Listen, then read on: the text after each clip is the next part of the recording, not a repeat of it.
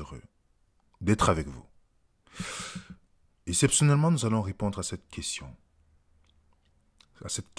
de savoir si nous sommes adventistes. Je sais que le mot adventiste veut dire ceux qui attendent le retour du Christ, oui, adventiste, mais la vraie question de savoir, comme ça a été posé comme question dans des différents mails, où les gens posent souvent des questions, si nous sommes adventistes du 7e jour, c'est ce qu'ils veulent savoir. Je tiens d'abord à rappeler que Vénère Résonance est un groupe de plusieurs personnes qui n'ont pas connu, ils ne connaissent pas l'adventisme, c'est-à-dire n'ont pas connu vivre dans la dénomination, à part peut-être Samuel, moi, ou Marie-France, qui, voilà, on est passé par là. Et je tiens d'abord à rappeler que l'objectif de cette présentation, ce n'est pas une attaque contre les adventistes. Ce n'est pas une attaque contre quiconque. Et j'ai des amis, moi dans mon passage de l'adventisme, je raconterai parce que je suis passé par plusieurs dénominations, parce que la vérité pour moi est très importante de chercher, de comprendre. Et celle qui était beaucoup plus proche de la logique biblique, c'était les gars adventistes. Après, il y a des choses que j'ai commencé à voir qui pour moi nécessitaient une remise en question. Vous comprenez? Et j'ai encore des amis, des gens que j'aime beaucoup, que je lie d'amitié avec d'autres qui sont encore dans le système. Et je tiens d'abord à remercier ceux-là, que malgré le fait qu'ils sont dans le système, n'ont jamais changé d'attitude à mon égard. Je parle à mon nom personnel, n'ont jamais changé d'attitude et ont toujours manifesté un caractère du Christ. Pour ceux-là, je leur dis merci.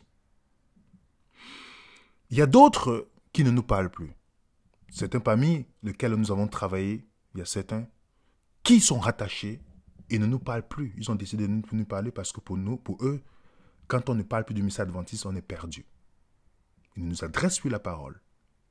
Il y a d'autres qui ont changé d'attitude. Il y a d'autres qui sont en colère contre nous. À ceux-là, je peux simplement leur demander, que ferait Jésus? Mais ce n'est pas ça qui m'intéresse. Même si c'est une minorité qui se comporte, nous nous attardons sur cette minorité. Parce qu'après tout, c'est refléter Jésus qui compte. Donc, si vous suivez cette présentation, que vous êtes adventiste, attaché à la dénomination adventiste, ne prenez rien de personnel. Ceci, pour répondre à la question, est un fait de vous montrer toutes les choses qui ont commencé à créer le doute dans l'esprit de l'homme. Dans l'esprit de chacun d'entre nous, peut-être vous allez voir, vous demandez à Samuel ou quelqu'un, vous allez voir que nous avons défendu, moi en particulier défendu, et j'étais vraiment à fond dans l'adventisme. Même ceux qui ne nous parlent pas aujourd'hui, nous les avons donné des cours, et la formation là-dessus. Et la preuve, ils reprennent notre document d'études dans leur vidéo jusqu'aujourd'hui. Vous comprenez? Donc, il ne parle pas à quelqu'un qui était juste un membre lambda.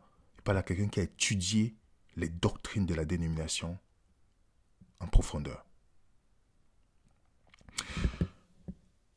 Donc, croyant que chacun dans son cheminement, je n'aime pas aller dire aux gens, voilà ce que tu dois croire. Moi, quand il y a une situation, une question importante, j'aime m'adresser directement aux dirigeants de dénomination. C'est pourquoi je ne parlerai pas de ce que j'ai subi. Et que si je vous raconte, vous n'allez jamais croire. Que j'ai subi lorsque j'ai commencé à poser certaines questions. Parce qu'on peut subir les problèmes partout, la persécution partout.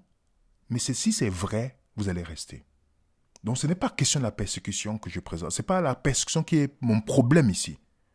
Mon problème ici, c'est les questions que j'ai soulevées qui ont créé une guerre contre ma personne au point de chercher l'atteinte à ma vie. Vous comprenez? Voilà, je veux partager avec vous les différents points. Et la question, je vais aborder les différents points et je vais venir sur la question d'Ellen White. Vous savez que j'ai toujours parlé positivement de cette dame. Je n'ai jamais poussé très loin parce que pour moi, le plus important, si je parle de Jésus, c'est ça qui est important pour moi. Mais jusqu'au moment où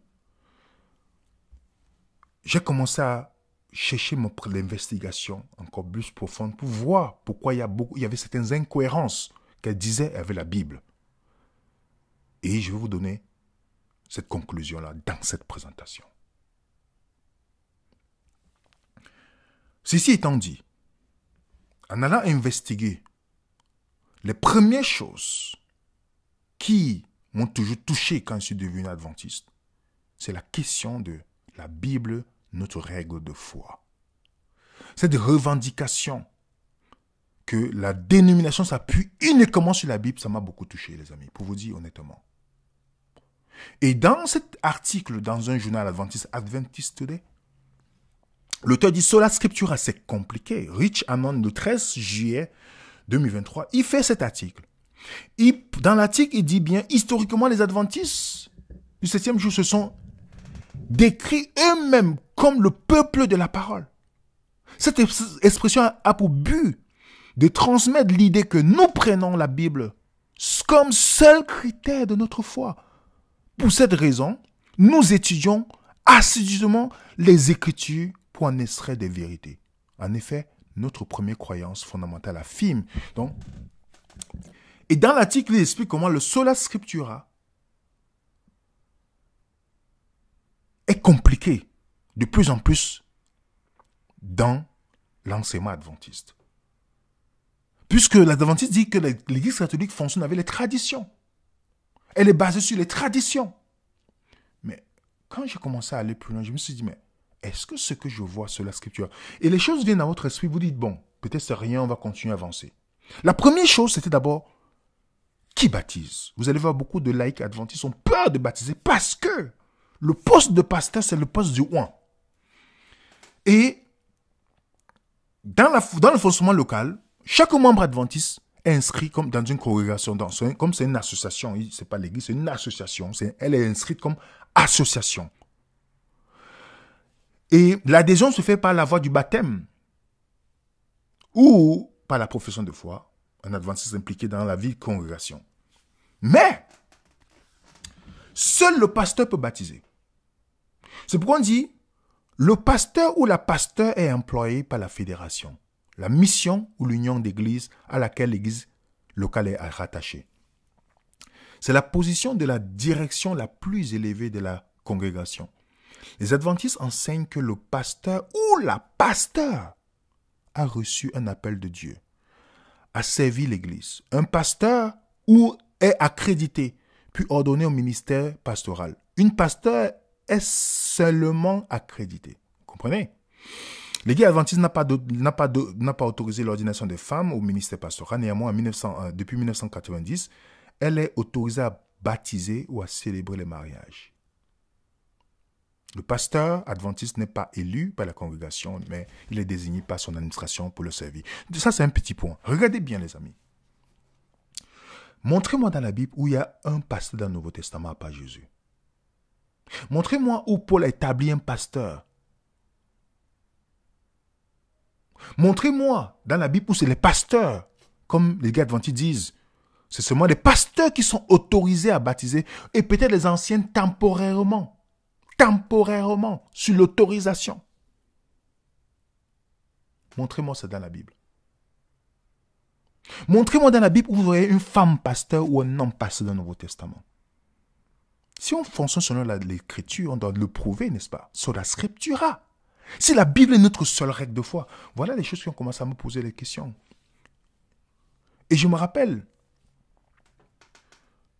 quand j'étais adventiste, on faisait la mission. Dans des villages où il n'y avait pas de pasteur, on appelle le pasteur, il dit qu'il est en vacances. Ce qui fait que les gens qui voulaient se baptiser ont attendu jusqu'au retour des vacances du pasteur.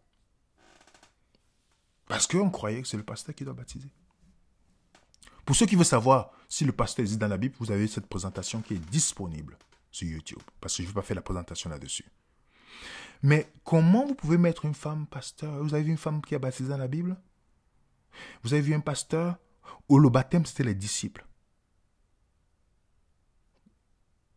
l'ordination des femmes, la structure pyramidale. Les choses ont commencé à venir dans l'esprit, dans notre esprit. Et revenons sur le baptême. Comment les gens baptisent dans l'Église adventiste?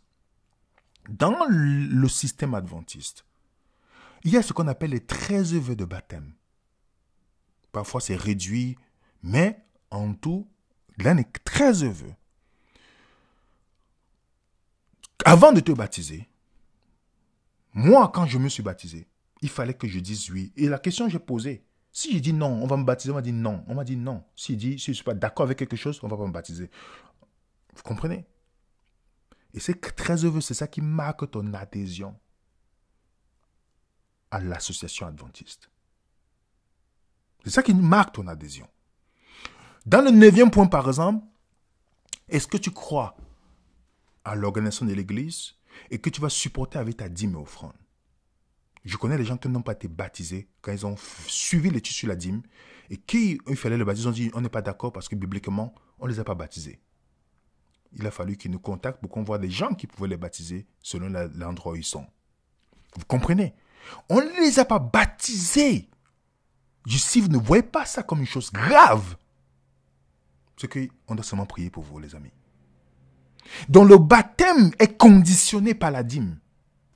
Et l'autre chose, est-ce que tu acceptes l'église adventiste comme l'église du reste? Et puis on te parle plus loin en disant, ayant en son sein un prophète. Parce qu'après on te décrit comme Ted Wilson, le président de la conférence générale adventiste, qui est le responsable, la tête. Il parle de l'esprit de prophétie. Ok? Pourquoi il a été appelé l'esprit de prophétie? On va revenir là-dessus.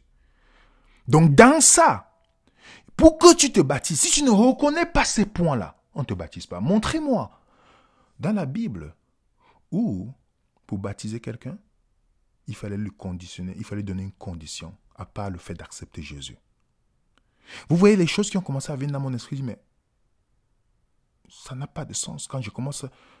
Ça n'a pas de sens. Jésus ne suffit pas en fait. Jésus dit bien, celui qui croira qui sera baptisé sera sauvé, mais celui qui ne croira pas sera condamné. Pierre leur dit, répentez-vous et que chacun de vous soit baptisé au nom de Jésus pour le pardon de vos péchés. Pierre n'a pas dit, mais est-ce que vous acceptez qu'on ne le reste? Il n'a jamais donné ces points. Lève-toi et sois baptisé, lave de tes péchés en évoquant le nom du Seigneur Jésus-Christ. On voit l'Éthiopien avec Philippe. Il le rencontre et l'Éthiopien qui étudié, Philippe lui explique. Et puis il dit, mais qu'est-ce qu'il faut maintenant? Qu'est-ce qu'il faut? Philippe et l'eunuque descendit dans l'eau et Philippe baptisa l'eunuque. Et quand il fut sorti de l'eau, l'Esprit du Seigneur enleva Philippe. Philippe n'a pas dit, donne-moi ton nom, on va t'envoyer. Non, l'Éthiopien a continué son chemin. Il avait la liberté en fait. Parce que Jésus, on n'a jamais persécuté les disciples dans la Bible parce qu'ils ont prêché le sabbat. Hein. Pourtant le sabbat est important. On les a persécutés parce qu'ils ont prêché Jésus. Le vrai Jésus. Qui libère. Et voilà le baptême dans la Bible, qui est différent. Il n'est pas conditionné avec les vœux. Et dans les vœux, les vœux qu'on récite dans l'Église adventiste, tu dois promettre que tu ne dois pas faire ça, ça et ça et ces choses. Dites-moi, qui peut promettre à Dieu de ne pas pécher? Qui peut promettre? Tu ne dois pas prendre le café, tu ne dois pas faire ceci, tu ne dois pas faire ça. Qui peut promettre à Dieu? Qui a été baptisé étant saint? Qui a été baptisé et après n'a jamais péché? Et puis, on va te dire, la nouvelle alliance, c'est quand c'est Dieu qui accomplit ses promesses. L'ancienne alliance, c'est quand tu promets à Dieu qu'il va accomplir. Mais on t'enseigne ça, mais en fait, on te baptise dans l'ancienne alliance. Et de quelque chose qui n'est pas biblique. En fait, le baptême, dans la dénomination adventiste, c'est comme l'adhésion que vous pouvez faire dans la Rose-Croix ou toutes ces autres choses, ou Lions Club, Rotary Club. Ça veut dire c'est une adhésion. Parce que si c'était le baptême selon Jésus, il n'y avait pas ces conditions pour entrer, les amis. Ça, c'est le premier point. qui a commencé à faire ce que j'ai dit, bon, ok, il y a des choses, pour moi, je ne suis pas d'accord. Bien que je sois là, je ne suis pas d'accord. J'ai expliqué aux gens, je ne suis pas d'accord, je ne suis pas d'accord. Et un point capital est venu, la dîme. Ça, c'est le point tournant dans mes questionnements. Dans l'église adventiste, la dîme a encore sa place. La dîme dans le Nouveau Testament, ils expliquent même qu'il y avait la dîme dans le Nouveau Testament. Je n'ai jamais vu ça jusqu'à aujourd'hui. Et te parle que la dîme, il y a 3 dîmes dans l'église adventiste. 3 dîmes. 3 dîmes. J'étais curieux de savoir. Il y avait la dîme, ce qu'ils appellent la dîme de roi. Je vais vous montrer ça tout à l'heure. Et parfois, ça appuyé avec les écrits d'Ellen White. Voilà ce que Ellen White dit dans Témoignage pour l'Église, volume 1, la page 428. Le système de la dîme remonte bien au-delà de Moïse. Dieu a demandé aux hommes des offrandes pour des buts religieux. Bien avant de donner à Moïse des indications précises concernant la dîme, il faut remonter pour cela au jour d'Adam. Est-ce que vous comprenez ce que ça veut dire? Que Adam a payé la dîme. Vous avez vu ça dans la Bible? Avez-vous vu ça dans la Bible? Et vous comprenez pourquoi certains adventistes vont vous dire la dîme est sacrée. Parce que si ça me remonte au temps d'Adam, le mariage est sacré. Le sabbat est sacré, donc la dîme est au même niveau. Vous n'avez pas encore entendu? C'est à cause, pas parce qu'ils ont vu dans la Bible, mais à cause que Ellen White a dit. Mais est-ce que vous pouvez prouver ça bibliquement? Non. Voilà le point capital. Quand j'ai commencé à étudier la dîme dans le système adventiste, ils disent qu'il y a 3 dîmes. La troisième, la taxe du roi. Je n'ai pas vu ça dans la Bible, qu'il y avait la dîme du roi. Et la deuxième dîme, la dîme pour les pauvres, les orphelins, ils vont dire, comme aujourd'hui le gouvernement donne l'aide sociale, alors ils ne donnent plus ça. Maintenant, la seule dîme qui reste, c'est la dîme du pasteur. C'est pourquoi ils disent, en conclusion, il y a 3 dîmes dans la Bible, mais une seule demeure à jamais. Je crois que cette dîme-là, ministérielle, qui demeure valide, cette première dîme ne dépendait ni des Lévites, tout ça, vous voyez, pour parler des dîmes de pasteurs. La dîme de pasteur, c'est la seule. Tu touches à la dîme dans les guerres adventistes, tu es cuit. Et ça, le point central de ma persécution est venu lorsque j'ai remis en question le point sur la dîme. C'était d'abord les appels en disant, si tu n'arrêtes pas, tu vas avoir des problèmes. William, si tu n'arrêtes pas, on va te dénoncer aux renseignements généraux. Je vous dis littéralement ce qui a commencé à revenir. Ça a commencé par des menaces, tout doucement en envoyant des personnes, en m'appelant avec les numéros inconnus. Samuel peut vous témoigner. En disant, si tu n'arrêtes pas, j'ai fait la présentation. La première fois, j'ai expliqué bien avant. Je n'avais pas fait même les vidéos. J'ai étudié auprès des personnes pour leur dire, mais il y a 4 dîmes dans la Bible. Il y a 4 dîmes dans la Bible. Et la dîme n'était pas l'argent. La seule dîme qui est l'argent, c'est la dîme personnelle. Lorsque la distance est longue pour célébrer la fête. Donc regardez la vidéo, la vidéo est encore disponible. On est en train d'écrire un document là-dessus qui sera disponible pour tout le monde. J'ai expliqué Malachie chapitre 3. J'ai expliqué à des pasteurs adventistes qui m'ont dit, je vais me demander un débat à des formateurs de pasteurs. Ils m'ont dit, qu'on ne peut pas faire le débat. Parce que c'est ça, comme si tu veux nous humilier devant les gens. J'ai dit, mais comment on dit ça? Ils ont dit, ok, nous n'allons pas faire le débat. Bibliquement, tu as raison, mais nous ne pouvons pas changer. C'est la position de l'église adventiste. Je vous dis littéralement, hein. Je vous dis littéralement ce qu'ils m'ont dit. Et je ne parle pas de n'importe qui là. Et c'est pourquoi vous allez voir que, historiquement, vous ne trouvez aucun endroit, j'ai mis cette citation dans la vidéo qu'on a faite, que la première fois où on a parlé de la dîme obligatoire, c'est lors du concile de Macon. Et Constantin est venu appuyer ça pour insister sur l'édifice et le salaire de prêtres que les protestants ont maintenant dit pasteur. Il n'y a aucun endroit dans le Nouveau Testament où vous avez vu les disciples. Aucun, j'ai mis les citations là, je passe rapidement. Donc quand Ellen White dit que ça vient depuis Adam, Un adventiste qui n'étudie pas la Bible, puisqu'il prend la parole de Ellen White comme une autorité. Mais en même temps, Ellen White dit de l'autre côté que le Nouveau Testament ne rétablit pas la loi de la dîme. Donc, vous remarquez bien qu'il y a une forme de dissonance qui apparaît dans la tête d'un adventiste. Quand je montre la citation, il me montre l'autre citation, qu'est-ce qui se passe finalement? Ah oui, mais elle avait dit ça. Oh oui, vous voyez, ça crée des conflits. Et il y a une citation, pourquoi les adventistes ont peur. Quand tu touches la dîme dans l'adventiste, il y a des gens qui ont peur. Parce que tu es en train de vouloir toucher le salut. Parce que Ellen White a dit, je vais vous donner les citations. Nous devons d'abord découvrir si le malade a retenu la dîme ou s'il a sémé des ennuis dans l'église. Pour quelqu'un, il ne fallait pas prier pour la personne jusqu'à ce qu'on sache si elle a retenu la dîme ou pas. Que c'est à cause de la dîme que la personne est malade. Vous comprenez? La dîme appartient au Seigneur. À ceux qui s'en mêlent seront punis de la perte de leur trésor céleste, à moins qu'ils ne se répandent. Dieu n'a pas changé. La dîme doit toujours être utilisée pour soutenir le ministère. Tout cela fait à ce qu'un adventiste ne peut pas se poser la question. Il ne peut pas. Et vous voyez, par exemple, dans l'école, ils font l'école de sabbat, ce qu'on appelle l'école de sabbat tous les samedis. C'est quelque chose qu'on doit étudier.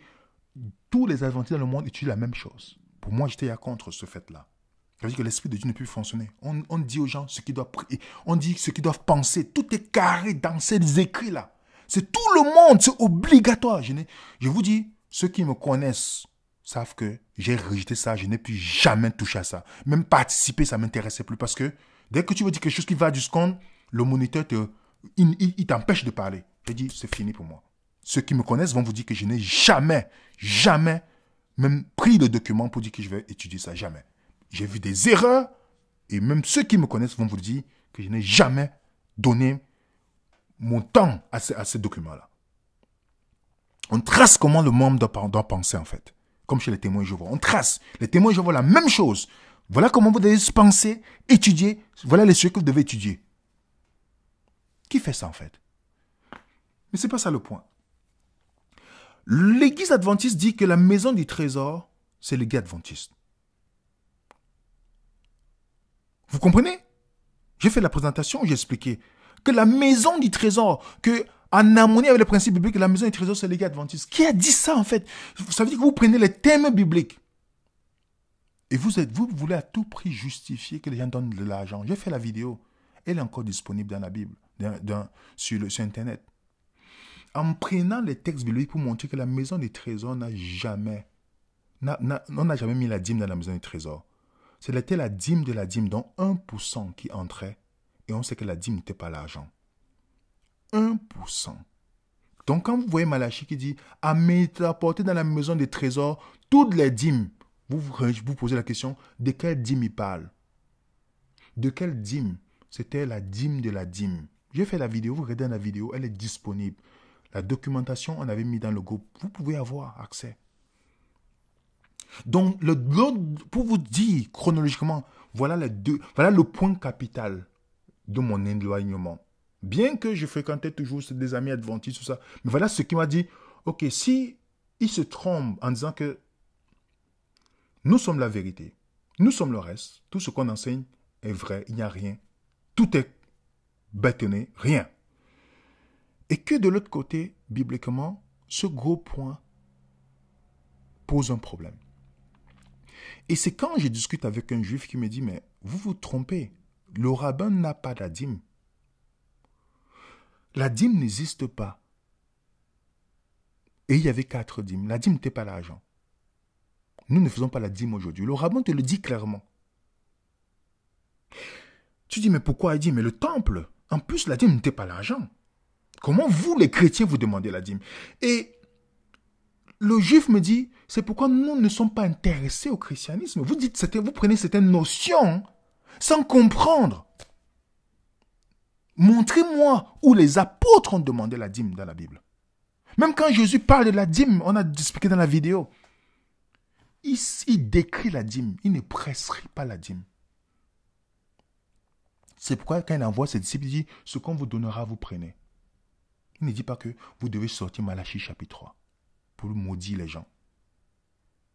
dans une forme de manipulation. Donc voilà une chose qui a commencé, avec toutes les autres choses qui ont commencé à venir dans mon esprit. Je dis bon, et ça m'a beaucoup aidé. Je vous dis les amis, ce point, dans l'échange avec des dirigeants, ça m'a beaucoup aidé à comprendre que je dois réétudier ma Bible. C'est à ce moment-là que j'ai réétudié ma Bible à nouveau.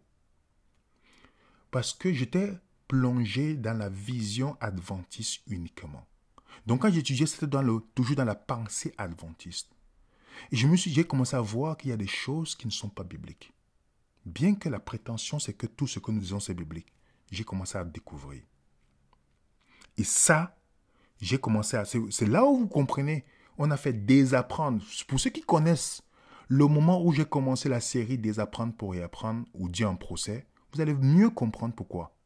C'était justement à cause de ce point. J'ai dit, ça, c'est trop. Il faut que je qu'est-ce qu'il y a encore qui n'est pas biblique? Et j'ai commencé à découvrir pas mal de choses. Et je vous dis, ce n'est pas quelque chose que je cachais. J'ai discuté avec ceux qui ont fait les cours de théologie. C'est pourquoi il y a beaucoup de pasteurs dans notre groupe Telegram avec qui je discute, pasteurs adventistes, chevronnés, avec qui on discute, avec qui on donne, qui prennent le document. Ils le savent. Un pasteur me l'a dit. Honnêtement, il m'a dit.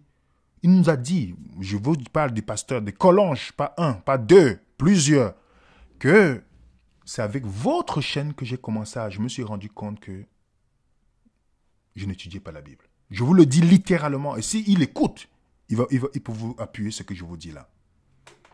Vous comprenez? Ce n'est pas des gens... Parce que un pasteur, parfois, quand un pasteur ne va pas dans le sang, on dit qu'il est œcuménique. Non, ce n'est pas les gens qui sont œcuméniques. C'est les gens qui étudient. Et l'autre point, la question sur l'esprit de prophétie. Ellen White est considéré comme l'esprit de prophétie. Quand vous parlez d'Adventiste, quand ils disent l'esprit de prophétie a dit, ils parlent d'Ellen White. Pour moi, ça me gêne.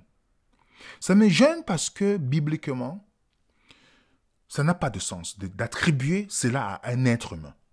Même si vous me dites que c'est pas grave, tout ça. Non, c'est grave. Il faut savoir que c'est grave de dire quelque chose, de tordre quelque chose. Parce que c'est le reproche qu'on fait à l'Église catholique romaine.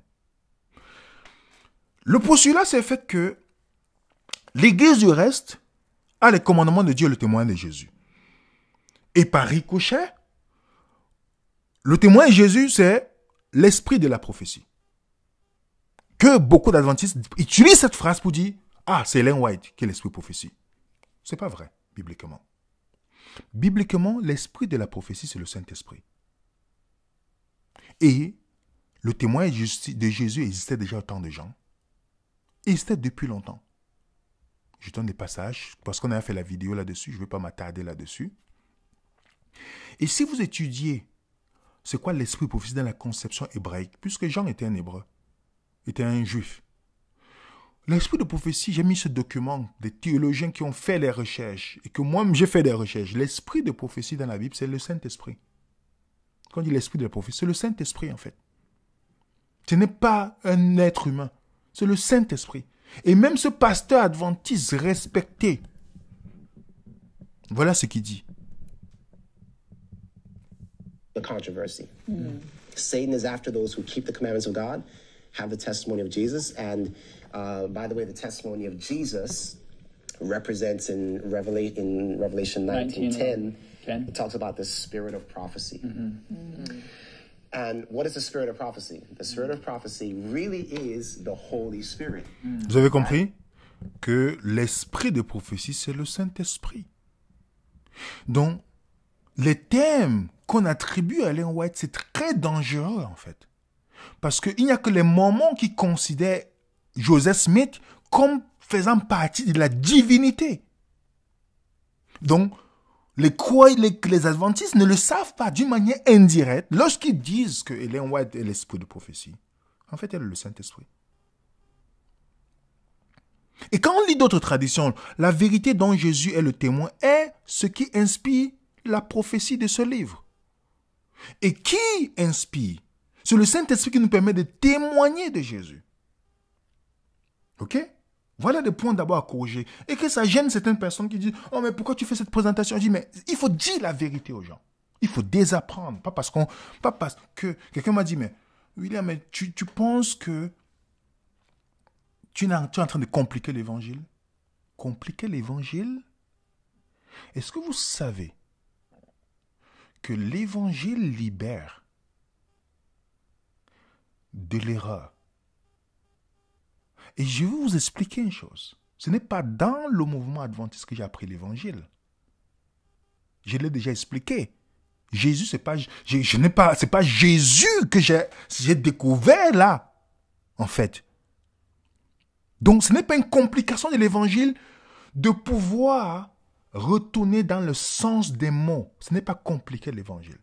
C'est retourner dans la vérité biblique, en fait. Et quand j'ai fait la présentation sur le dernier prophète, qui est le dernier prophète de Dieu? La question qui a été posée par les auditeurs pour savoir quel est le prophète majeur, prophète mineur, nous avons expliqué dans la vidéo que même Dieu fait la différence de prophètes. Ce n'est pas compliqué l'évangile. Dieu promet qu'il y aura un prophète comme Moïse. J'ai donné la vidéo, je vous ai expliqué, donc je passe rapidement sur les slides. Et dans Deutéronome 18 et Deutéronome 34:14, il dit un prophète que je lui parlerai face à face, comme Moïse. Et Dieu dit que quand il y a des prophètes, il va lui parler par des visions, mais pas comme Moïse. Et c'est pourquoi le prophète promis, quand les Juifs voient Jean-Baptiste, ils demandent à Jean-Baptiste, est-ce que tu es ce prophète-là? Parce que les Juifs attendaient le prophète majeur, le dernier prophète de Dieu.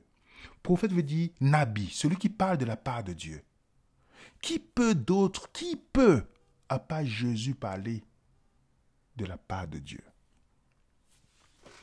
Même tous les disciples savaient que ce prophète doit venir.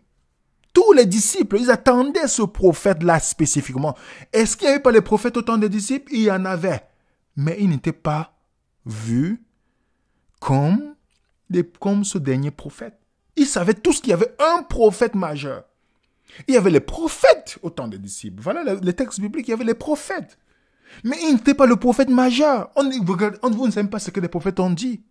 On ne sait même pas ce qu'ils ont dit à cette période. Pour montrer qu'il n'était pas important comme le prophète majeur. D'où Dieu dit, à la fin des temps, Dieu parle par son Fils. Il a parlé autrefois par les prophètes à plusieurs manières, à plusieurs reprises. Mais à la fin des temps, il nous parle par qui? Son Fils. Jésus est le dernier prophète majeur. Voilà le but de la présentation. Et que les prophètes mineurs peuvent commettre des erreurs, toutes ces choses-là. Voilà. Donc, je faisais même ça dans le but de dire, voilà, il y a la distinction. C'est biblique. On peut dire parce que quelqu'un est prophète, il y a la distinction. Et ce fameux texte qui est souvent utilisé, Joël. Remarquez bien, Pierre, citant Joël, montre que la prophétie de Joël s'est accomplie dans son temps. Il dit, dans le verset 16, mais c'est ici ce qui a été dit par le prophète Joël. Dans les derniers jours, Dieu, je reprendrai mon esprit sur toute chair. Alors, dites-moi, est-ce que Joël a dit les derniers jours dedans? Non. Pierre prend la promesse de Joël, il l'attribue dans les derniers jours de son temps. Vous comprenez? Vous comprenez? Mais ça n'enlève rien sur le prophète majeur. C'est le dernier prophète. Si la raison de l'existence d'un prophète, c'était de démontrer que le prophète parle de la part de Dieu, il y a une seule personne qui conseille la parole de Dieu dans la Bible, c'est Jésus. C'est le seul qui révèle Dieu sans erreur. Tandis que les autres prophètes peuvent révéler Dieu avec leur conception humaine. Et même là, c'est devenu un problème. Parce que certains adventistes m'ont dit, je suis venu diminuer le pouvoir d'Ellen White. J'ai dit, mais je viens seulement rétablir ce qui est biblique. Si Jésus avait dit que Ellen White est la dernière prophétesse, il devait l'écrire. Jésus est le dernier prophète qui révèle Dieu tel qu'il est. C'était le but de la présentation. Je n'ai jamais dit... et quand j'ai fait cette présentation, ce n'était même pas pour attaquer Ellen White, c'était pour répondre sur ce dernier prophète. C'était ça l'objectif. Maintenant, venons sur Ellen White. Nous allons... Il y a des choses que je n'ai jamais voulu aller loin. Parce que pour moi, je vous dis, ce qui m'intéressait, c'est si tu as parlé de Jésus, fine, voilà, je te cite. Et quand j'étais dans mon processus de désapprendre pour y apprendre, je me disais, c'est seule la Bible qui est ma norme. Quand j'ai commencé à comprendre sur les questions de la dîme, tout ça, j'ai dit, bon, je vais m'attarder que sur la Bible. Si vous remarquez les vidéos que j'ai commencé à faire, à cette période-là, je citais Ellen White comme je cite d'autres auteurs. Ça veut dire qu'elle n'avait aucune autorité dans ce que je crois, en fait. Aucune autorité. Pourquoi? Parce que je voyais certaines choses qui n'étaient pas bibliques dans ce qu'elle disait. Mais comme, voilà, j'ai toujours eu le respect, j'étais toujours clair là-dessus. Mais récemment encore, j'ai commencé à investiguer pour savoir, en fait, puisque quelqu'un m'a dit dans la discussion que nous avons eue, que Ellen White ne peut pas se tromper dans ses écrits. C'est quelqu'un que j'aime bien qui a dit ça. Je lui ai dit, mais comment tu es en train de dire qu'Ellen White est infaillible dans ses écrits? Il me dit oui, qu'Ellen White ne peut pas se tromper. Je lui ai envoyé une première citation d'Ellen White. Bon, je n'ai pas eu de retour. Mais je vais essayer de montrer à la personne que grâce à ce qu'elle a dit, j'ai découvert qu'Ellen White est faillible. Grâce, heureusement, tu sais, parfois c'est bien, c'est très intéressant que les gens vous disent que... Parce que je n'ai jamais poussé loin cette question-là. Parce que si tu dis qu'elle est infaillible dans ce qu'elle dit, la même chose que les catholiques disent du pape, la même chose que les mormons disent de Joseph Smith. Pourtant, dans la Bible, Paul était faillible. Pierre était faillible. On ne parle pas du caractère ici. C'était des êtres faillibles. Même les prophètes qui ont parlé d'abord, ils ont dit des choses que bibliquement, ça ne sonne pas. Et c'est pourquoi Dieu dit à plusieurs reprises, à plusieurs manières, à la fin, il ne parle pas à son fils. Et je vais vous montrer, grâce à la personne, quand j'ai poussé mon investigation. Je vais d'abord commencer par ce qu'Ellen White dit. OK? De ses écrits. Commençons par là. Le Saint-Esprit est l'auteur des Écritures et de l'esprit de prophétie. Vous avez compris? Donc c'est pourquoi les adventistes disent que c'est l'esprit de prophétie. Ellen White. Le Saint-Esprit est l'auteur des Écritures. Ok? C'est le Saint-Esprit qui est l'auteur. Continuons, je mets en jaune. Sir White, ici elle parle d'elle à la troisième personne. Sir White n'est pas l'auteur de ces livres. Il contient les instructions que Dieu lui a données au cours de son œuvre. Il contient la lumière précieuse et réconfortante que Dieu a gracieusement donnée à sa servante pour qu'elle soit donnée au monde. Donc Dieu est l'auteur de ces livres. Vous avez bien noté ça? Je dois être impressionné par l'Esprit de Dieu. Je ne peux pas écrire sans l'aide du Saint-Esprit. Parfois, je ne peux pas écrire du tout. Là encore, je suis réveillé à 11h, midi et 1h. Je peux écrire aussi vite que ma main peut se déplacer sur le papier. Et je vous rappelle une chose. Ce ne veut pas dire que tu as une puissance surnaturelle. Parce que si vous connaissez ceux qui ont écrit des romans, ils racontent la même chose. Les romans qui ont fait un film, je pourrais vous montrer, ils racontent la même chose. Donc, continuons. Voilà ce qu'Ellen White dit. Les instructions qu'ils contiennent parlant de ces livres ne sont pas d'une production humaine. Donc, ce qu'elle a, ça ne vient pas des humains. Ça ne vient pas des humains. Combien ont lu attentivement le patriarche et prophète, la tragédie des siècles, le désir des siècles, c'est-à-dire le livre Jésus-Christ, Desire of Age. Je souhaite que tous comprennent que ma confiance dans la lumière que Dieu a donnée demeure ferme. Parce que je sais que la puissance du Saint-Esprit a magnifié la vérité et l'a rendue honorable en disant, voici le chemin, marchez dedans. Le Saint-Esprit a tracé ces vérités dans mon cœur et dans mon esprit de manière aussi indélébile que la loi a été tracée par le doigt de Dieu sur les tables de pierre qui sont maintenant dans l'âge. Est-ce que vous comprenez cette déclaration, la portée de cette déclaration? Le même doigt qui a écrit les 10 commandements, c'est le même doigt qui a écrit ce livre. Vous comprenez bien ça? Dans les temps anciens, Dieu a parlé aux hommes par la bouche des prophètes et des apôtres. En ce jour-là, il leur parle par les témoignages de son esprit. Remarquez bien, Ellen White prend Hébreux 1, mais elle attribue ça à elle, pas à Jésus. Donc, dans le temps passé, Hébreux 1, verset 1 à 3 dit, Dieu a parlé par les prophètes.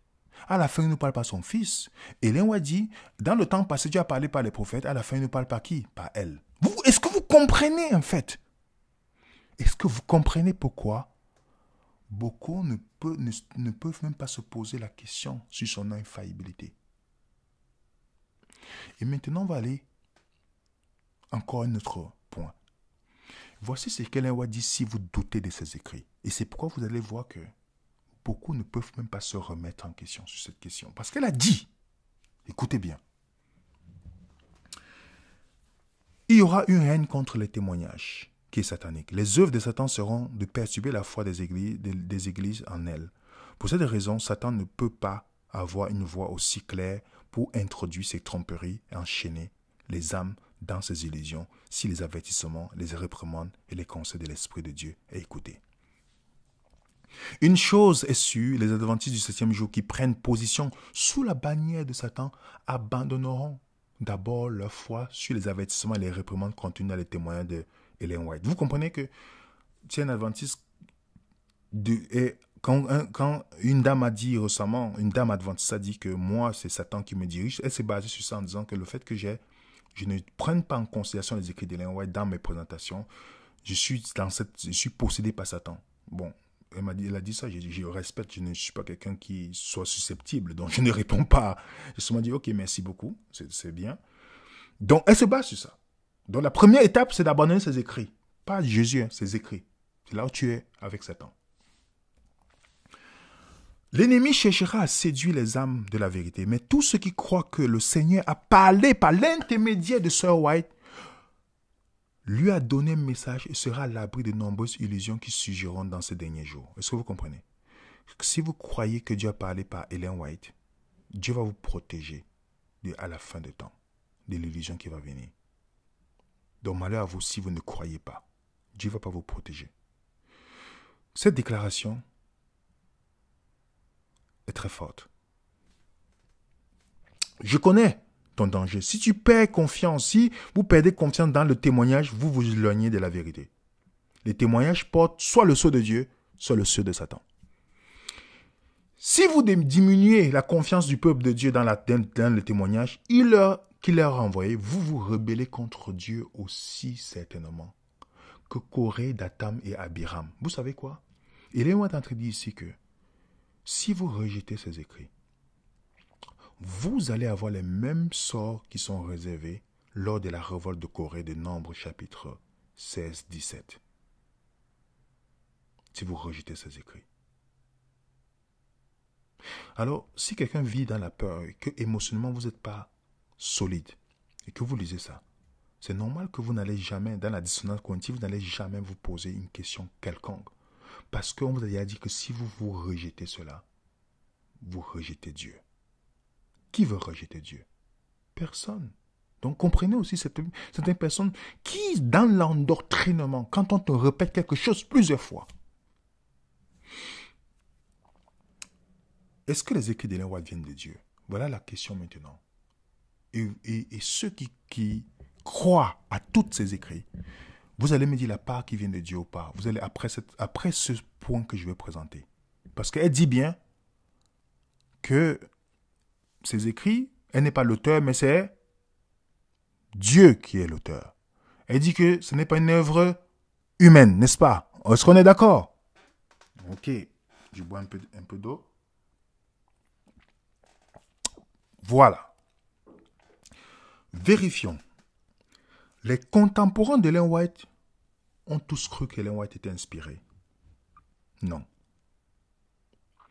Le premier, c'est Jane Andrews, qui doutait que Ellen White avait le don prophétique parce que il s'était rendu compte que Ellen White avait copié les écrits de John Milton, le paradis perdu, et qu'elle avait pris beaucoup dans ses écrits, en s'appropriant comme si c'était d'elle.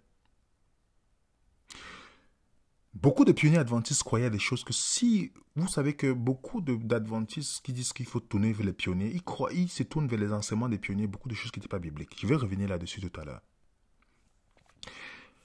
Pourquoi la suspicion? Parce que la suspicion est née cette période et beaucoup de personnes ont commencé à se rendre compte. C'est pourquoi beaucoup de gens qui la côtoyaient ne la voyaient pas comme quelqu'un qui inspirait de Dieu. C'est-à-dire comme prophétesse. Elle a copié dans ce livre.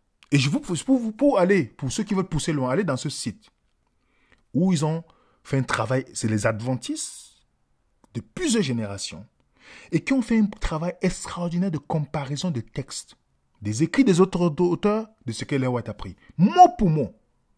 Mais quand Ellen White copie, elle s'approprie comme si elle dit Dieu m'a dit, en mettant le livre de l'auteur. Certes, ce n'était pas condamnable dans cette période-là, mais ça crée une confusion. Quand vous lisez le livre du paradis perdu, et vous comprenez pourquoi Jane Andrews a posé la question à Ellen White. Est-ce que tu es sûr que tu n'as pas copié dans cet écrit? Allez vérifier, les amis. Je donne ces références pour que vous vérifiez. Et moi, quand j'ai commencé à vérifier, comparer, je vous dis, les amis, je ne vais pas faire toute une présentation ici qui va durer des heures, pas du tout. Ceux qui cherchent la vérité, ceux qui cherchent à comprendre. Je sais que c'est difficile de laisser quelque chose qu'on a beaucoup. Moi, c'était un choc pour moi.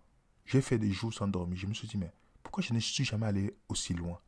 Pourquoi je n'ai jamais... Je remercie la personne qui m'a parlé de l'infaillibilité d'Ellen White. Je remercie, en fait. Parce que quand je me rends compte que tout est copié, en fait. Je vais vous donner un exemple. Beaucoup d'adventistes parlent de la réforme sanitaire. Végétarisme et tout ça. Et je vous rappelle, je ne suis pas devenu végétarien ou végétalien à cause de l'adventisme. Je vous rappelle d'abord ça. OK? Pour que ce soit clair. Larkin Coles, qui était le premier végétarien millériste, il était médecin.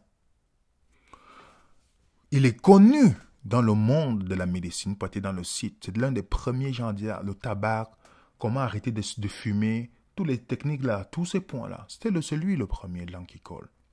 Vous pouvez me voir dans le site adventiste, dans Wikipédia, on dit même qu'il a influencé Ellen White. Remarquez bien, c'est lui qui a influencé Ellen White.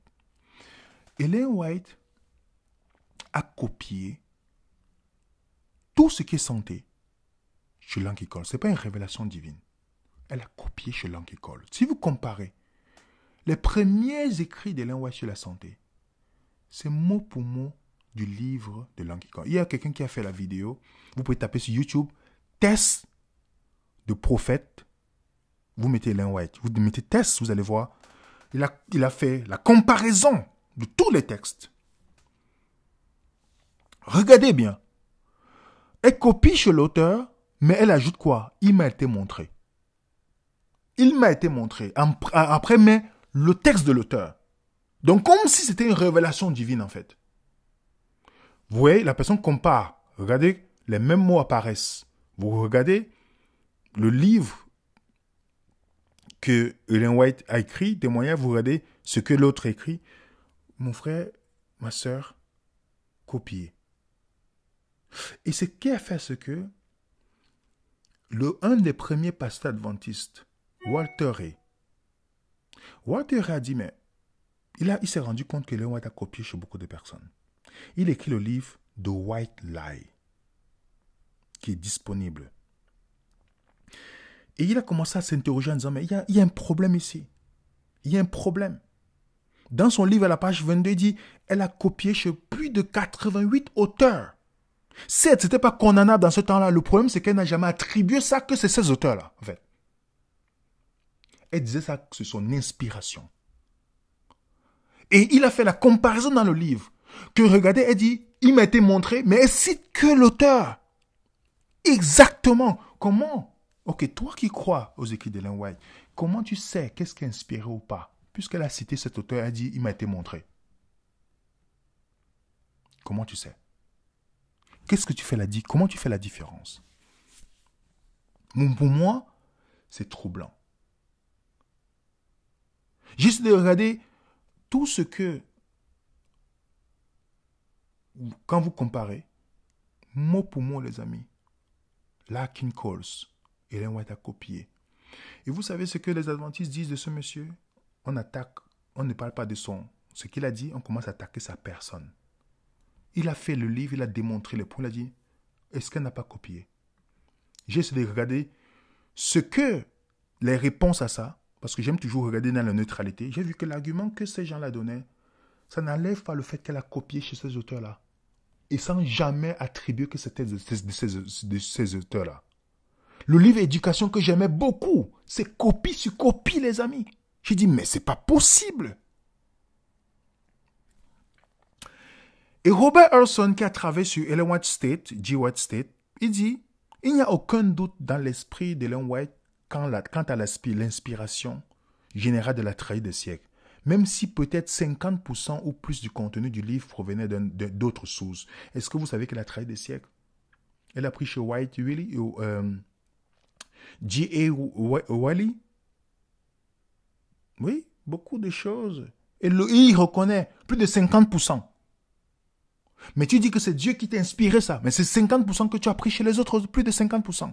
Et aussi, Kanye Wright, qui a écrit Seven Adventist Renonce, qui a constaté certaines choses qui étaient faites. Il a dit, mais je ne peux pas dire qu'elle est inspirée. Elle a pris ça chez les autres personnes. Vous comprenez? Mais quand vous voyez comment on parle de ces gens, on parle toujours de leur caractère. Oh, ce n'est pas des bonnes personnes, tout ça. On ne parle pas de ce que... Comme s'il n'y avait pas le droit. En fait, dans l'adventisme, il n'y a pas le droit à remettre en question. Tu peux remettre en question tout le catholicisme, tu ne dois pas remettre en question l'adventisme. Dire tout le monde pense que tu es perdu. Il y a quelqu'un qui m'a dit que je suis perdu. Mais je lui ai simplement dit, Jésus est venu pour les perdus. Donc si tu avais Jésus en toi, tu serais venu me sauver. Donc tu ne peux pas te poser la question. Et les amis, il y a une discussion en 1919 de la conférence générale adventiste. Où dans la discussion, c'était de savoir si on va inclure les écrits d'Ellen White parce qu'elle est morte en 1915. Est-ce qu'on va inclure ces écrits comme une inspiration? Parce qu'il y avait ce débat que beaucoup de gens rejetaient en disant non, on ne peut pas faire ça. Elle a que pris chez les autres auteurs. Quelle n'a pas qui inspiré dedans? Et après la décision, elle a changé tout parce que ça est devenu beaucoup de gens qui ont rejeté cela. On dit que ça devait avoir l'impact plus tard. Comprenez bien que le mouvement adventiste au début avait des bonnes intentions. C'était ce qu'on appelle le mouvement. Le but, c'était qu'il devait continuer à étudier pour avancer. Mais Ellen White a conçu un frein pour ce mouvement. Pourquoi? Parce que en venant prendre l'autorité en disant que Dieu lui a inspiré, les gens n'ont pu étudier et s'appuyer que sur elle. Vous comprenez? Pourtant, au début, le but, c'était que le mouvement continue à étudier parce que c'était un mouvement, en fait. C'est pourquoi le mouvement est mort et c'est l'institution qui a pris le dessus maintenant. L'institution pour dire, on connaît toute la vérité, il n'y a plus rien. Pourtant, le but du mouvement, au début, quand vous regardez l'histoire, c'était vraiment des intentions nulles que nous allons étudier, réétudier notre Bible pour avancer. Vous comprenez? Et vous savez, le fils d'Ellen White, Willie White, voilà ce qu'il dit dans une lettre qu'il adresse, que vous retrouvez dans le site d'Ellen White. Il adresse cette lettre à Andros, après la mort de sa mère, 5 ans plus tard. Il dit, dans les premiers jours de son travail, mère, parlant d'Ellen White, s'est vue promettre la sagesse dans la sélection des écrits des autres, qui lui permettait de sélectionner les joyaux de la vérité parmi les déchets de l'erreur. Donc Ellen White lisait les auteurs et dit, bon, ça fait partie des joyaux de la vérité, je prends. Ce qui ne m'intéresse pas, je le mets de côté. Elle dit, nous avons vu tout cela s'accomplir. Pourtant, quand elle m'en a parlé, elle m'a averti de ne pas le dire à qui? De ne pas le dire à d'autres. Ellen White sélectionnait ce qui était bien chez les autres auteurs, rejetait les autres, elle mettait dans son livre. Et elle dit à son fils de ne pas dire aux autres. C'est son fils qui le dit dans la lettre. Alors, puisque on est en train de voir qu'elle a pris chez beaucoup d'autres auteurs, on ne sait pas lequel, parce qu'elle dit Dieu m'a montré. Et je vous dis, plus de 88 auteurs. dont les choses intéressantes que vous voyez dans les écrits d'Ellen White viennent des gens qui adoraient le dimanche dans la conception adventiste. Parce qu'il y a un frère que j'aime beaucoup qui m'a dit « Je ne lis que les écrits d'Ellen White ». Parce que j'ai dit, peut-être il écoutait ma vidéo, j'ai dit que l'un de mes auteurs préférés, c'est Timothée Keller. Timothée Keller n'est pas la parole de Dieu. Il a des choses intéressantes qu'il dit. Comme il y a les trucs d'Ellen White qui sont intéressantes, mais Ellen White a pris chez les autres. La différence, c'est que Timothée Keller n'a pas pris chez les autres. Il écrit de lui-même. On peut tester aujourd'hui. Je pense qu'Ellen White ne savait pas qu'Internet devait venir. C'est pourquoi elle faisait ça. Mais vous comprenez que elle a pris d'autres auteurs. Maintenant, si vous testez ces écrits pour montrer comment, quand vous copiez et que vous n'avez pas étudié la Bible, parce que ça fait du sens, vous allez mettre dans votre écrit, c'est ce qu'Ellen White a fait. Ellen White dit que étudiez, la Bible doit être votre conseillère, étudiez-le ainsi que le témoignage que Dieu a donné, car il ne se contredit jamais. Il ne contredit jamais la parole. Donc, ces écrits ne contredisent pas la parole de Dieu. Si les témoignages ne parlent pas selon la parole, rejetez-le. Vous comprenez? Rejetez, c'est ce qu'elle dit. Hein. Je vais tester seulement quelques points. Je vous dis, je n'ai pas envie que cette présentation soit longue. J'ai tellement de points que j'ai étudiés ces derniers jours en comparaison. Je vais donner seulement quelques petits points qui m'ont choqué. Voilà, c'est les petits points que je vais donner. Les autres, c'est chacun qui doit faire sa recherche. L'une des choses qui montre qu'elle a copié d'abord chez un auteur, c'est ce que je vais lire, sans se rendre compte que c'était dangereux comme enseignement. C'est dans Histoire de la rédemption, la page 11. Avant sa rébellion, Lucifer était un ange de haut rang dont le niveau hiérarchique venait aussitôt après celui de qui? Du Fils bien-aimé. Son expression, comme celle des autres anges, était paisible, exprimant le bonheur. Son front haut et large était la marque d'une grande intelligence. Sa forme était parfaite. Son attitude noble, majestueuse, une lumière spéciale émanait de son visage, rayonnait autour de lui, plus vive, plus belle que la lumière des autres anges. De plus, Jésus, le Fils bien-aimé de Dieu, avait la primauté sur tous les anges. Lucifer, déjà il n'y a pas le mot Lucifer dans la Bible, ça c'est déjà pour vous dire clairement. Lucifer était jaloux du Christ. Peu à peu, il assuma le commandement qui revenait à Jésus seul. Regardez bien. Le souverain sacrificateur, le souverain créateur, donc Dieu, vous comprenez, convoqua tous les habitants du ciel afin d'honorer tout particulièrement son Fils en présence de tous les anges. Le Fils était assis sur le trône avec le Père. La multitude céleste des saints en rang était assemblée autour d'eux. Le Père fit alors savoir qu'il avait lui-même ordonné que Jésus, son Fils, soit son égal. Si vous ne tombez pas de votre chaise maintenant, peut-être ça veut dire que vous n'avez pas compris ce que je viens de lire. Ça veut dire que Jésus n'était pas égal à Dieu, et là il devient son égal. Dieu a décidé. Vous comprenez? Il a décidé que Jésus devienne son égal à un moment donné. Est-ce que vous comprenez? Je vais vous montrer. Il fallait obéir à la parole du Fils comme obéisseur du Père. Il avait conféré à son Fils l'autorité requise pour qu'il prenne la tête des habitants du ciel. Les autres, ce n'est pas ça qui nous intéresse. Revenons. Lucifer était jaloux de Jésus.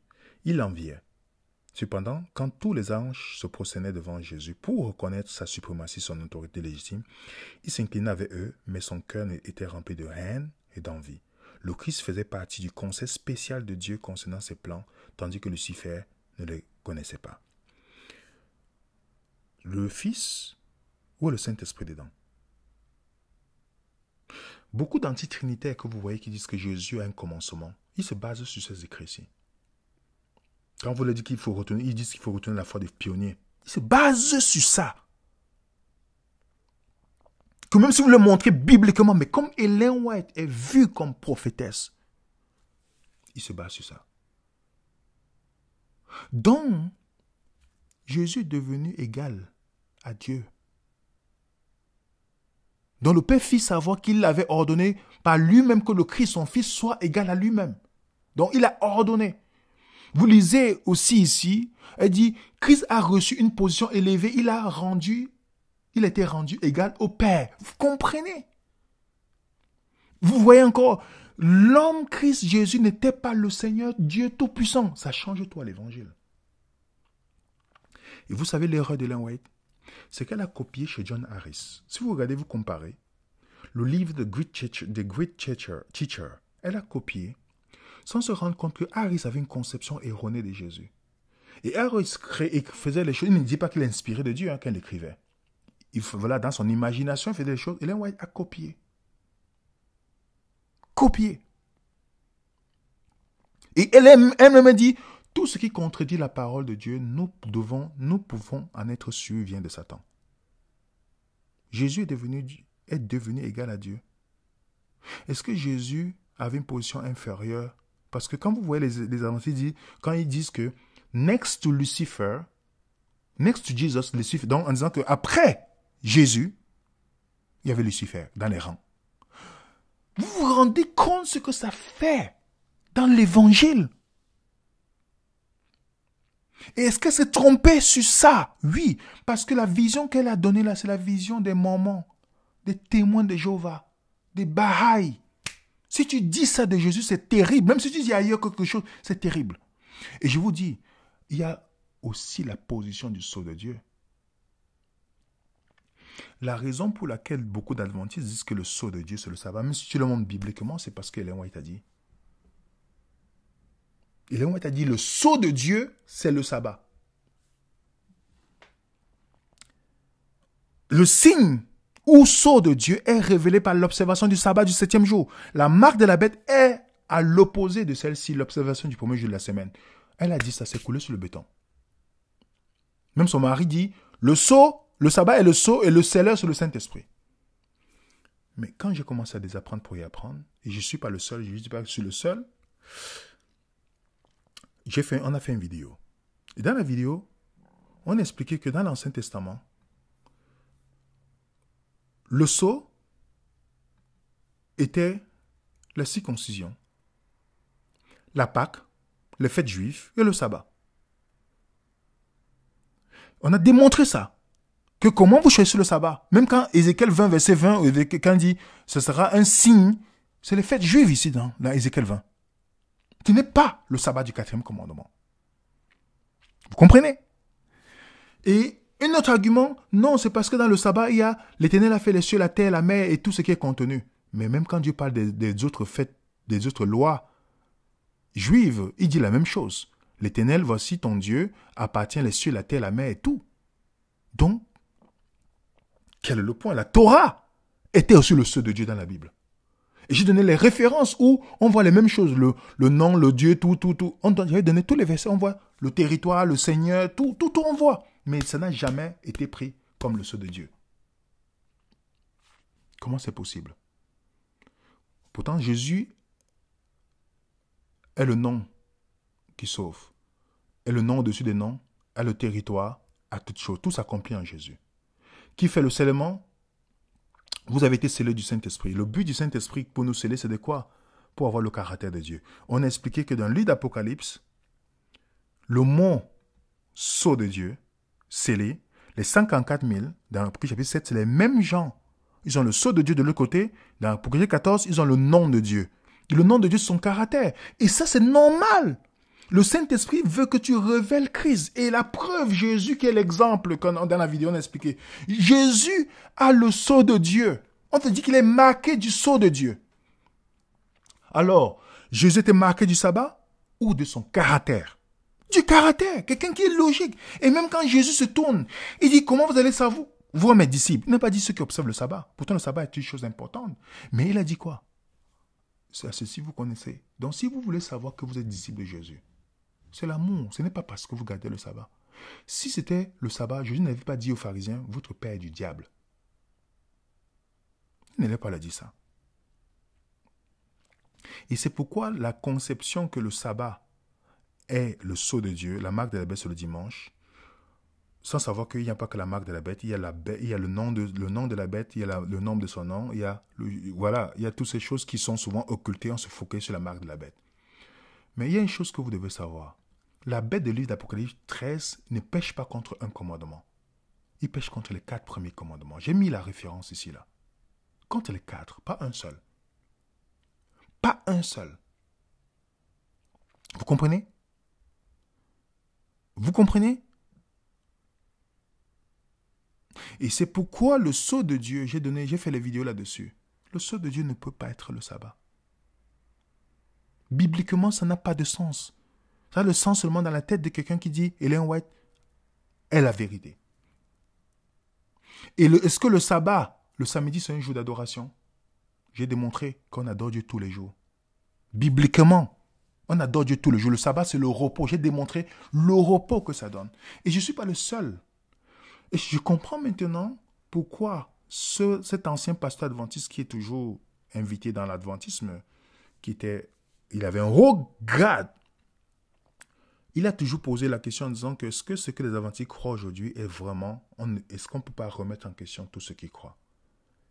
Et vous pouvez suivre ses vidéos, il l'explique. Il est toujours, c'est quelqu'un de respecté. Les PhD respecté. Il était président de la conférence en Europe, quelque part, ou en Hollande, ou voilà, de l'Union, tout ça, ou c'est quoi, belge, tout ça là.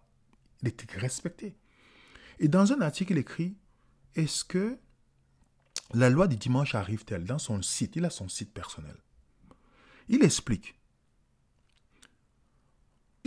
dans son site, il dit, les adventistes doivent se demander, la Bible prédit-elle clairement au moment où les lois impitoyables sur le dimanche seraient appliquées? Ils devront se rendre compte que le scénario de la loi du dimanche est principalement basé sur les interprétations des prophéties apocalyptiques de la révélation d'Ellen White dans son livre The Great Controversy. Pour certains, cela signifie que, contre toutes les apparences présentes, les lois du dimanche sont en train de devenir, parce qu'elle le dit. Pour d'autres, cela signifie qu'Ellen White avait tort et qu'ainsi, cela disqualifie comme une balise prophétique pour les croyants adventistes. Pour moi, cela signifie que beaucoup doivent revoir leur conception d'inspiration. Il dit que la vision que les adventistes ont, ça vient d'Ellen White. Je le dis. Parce que quand elle a copié la travail des siècles, elle a rajouté, vu la découverte du sabbat, elle a commencé à traiter tout vis-à-vis du sabbat. Donc, c'est cette conception-là qui est restée jusqu'aujourd'hui. C'est ce scénario-là que beaucoup de gens s'appuient. Dans la vidéo, nous avons expliqué que le dimanche est un point de départ sur certaines choses, mais ce n'est pas la marque de la bête. Ce n'est pas la marque de la bête. On a expliqué pourquoi on commence par le dimanche. Pour le climat, mais ce n'est pas la marque de la bête. Regardez. Parce qu'après, on comprend, on dit, ah oui, je comprends pourquoi le dimanche, mais ça n'a rien à voir avec la marque de la bête. Moi, je pensais que c'était ça. Regardez ce qu'il dit. Le grand défi pour les adventistes qui observent le sabbat n'est pas de continuer à parler d'un scénario de fin de temps de plus en plus invraisemblable, mais de convaincre leurs concitoyens qu'il y a un avantage religieux, social, sanitaire inconsommable dans le respect des 6 et un rythme donné par Dieu, un rythme dans le temps. L'homme a été créé avec une horloge interne et ne pas respecter cela cela sera à leur propre détriment. Le sabbat reste notre meilleur antidote contre le stress, l'épuisement et notre meilleur canal pour retrouver notre force morale. C'est un instrument de charger divinement ordonné, de charger nos batteries spirituelles et reconnecter avec Dieu et les gens qui nous sont chers. Ne gaspillons pas l'énergie à essayer de pousser un scénario de la loi du dimanche irréaliste, mais modélisons une vie dans laquelle le repos du sabbat, qui fait partie de la création de Dieu, occupe une place centrale. Et vous comprenez que si vous regardez le scénario du dimanche, si on dit aujourd'hui que la loi du dimanche, on va forcer les gens d'aller à l'église le dimanche, on forcera les gens d'aller dans un bâtiment le dimanche. Posez-vous des scénarios, si vous croyez ou pas. Posez-vous. C'est pourquoi je vous dis, écoutez ce qu'on dit, je ne suis pas la vérité. Mais posez-vous les vraies questions. Si c'est ça la marque de la bête, ça sera très facile. Posez-vous la question. Et remarquez, mais le scénario du temps d'Ellen White, ce n'est pas le scénario que nous avons aujourd'hui. Vous comprenez? Voilà, donc je suis pas, c'est pas comme si on se lève le matin, non. Parce que si vous me dites que le sabbat, c'est un jour d'adoration, c'est normal que vous allez dire que dimanche, c'est le contraire. C'est normal. Et j'ai fait la vidéo là-dessus. Regardez la vidéo. OK? Revenons maintenant encore sur Ellen White. Quelque chose de très important. Sur l'alimentation, c'est que sur l'alimentation, Ellen White a copié. Comme elle a dit, comme son fils a dit, elle prenait sur beaucoup de livres, les choses qui sont très intéressantes, elle mettait ça, mais elle s'appropriait. C'est ça qui est dommage. Mais il y a une chose. Que l'adventisme fait la promotion, la santé, c'est une bonne chose. Mais ils ne savent pas que ça vient de Larkin Coles et beaucoup d'autres médecins, comme le sénatorium Jackson, Dr. Jackson, dans le temps de Ellen White, était le premier à avoir le sénatorium, et d'autres personnes, que les gens, beaucoup ne savent même pas. C'est quand je remercie la personne qui m'a poussé à aller faire ses propres recherches là. dont on m'avait déjà parlé avant, mais j'ai seulement dit, bon, c'est rien, mais ça m'a permis de réactiver ça. Ellen White dit qu'elle a eu la vision sur le fait d'arrêter la viande en 1863. Et depuis que le Seigneur m'a présenté en juin 1863 le sujet de la consommation de la viande en relation avec la santé, j'ai abandonné l'usage de la viande. Retenez cela, les amis. Après, elle a commencé à lutter avec le pain. Mais elle a dit qu'elle a arrêté la viande. Retenez bien, nous sommes en juin 1863. Ellen White est morte en 1915. Vous allez voir le calcul. Est-ce qu'elle a arrêté la viande là?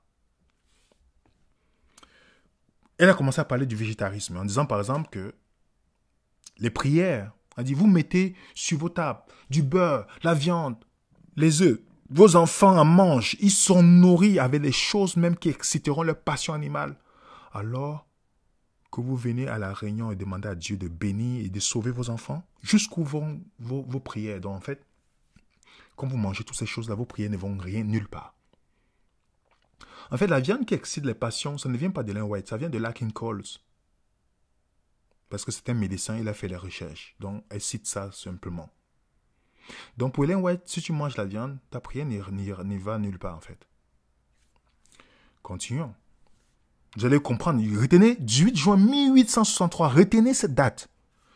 Une famille en particulier avait besoin de tous les bénéfices qu'elle pouvait tirer de la réforme alimentaire, mais celle-là même a été complètement rétrograde. En fait, backsliding. Ça veut dire que ils ont commencé à manger la viande. Pour elle, c'est comme s'ils s'éloignent. Ils sont en train de retourner. Voilà, backsliding. Donc, retourner dans le mal, quoi. Et continue, dit, si un homme chérit la lumière que Dieu a donnée dans sa miséricorde, lui a donnée lors de la réforme de santé, il pourra être sanctifié par la vérité et préparé pour l'immortalité. Donc, en d'autres termes, le fait que tu manges santé, ça a un lien avec ta sanctification. Vous comprenez? C'est pourquoi vous allez voir beaucoup d'adventistes vont associer la santé à la sanctification. Ok? Pourtant, Dieu dit que tu dois être en santé. Ok?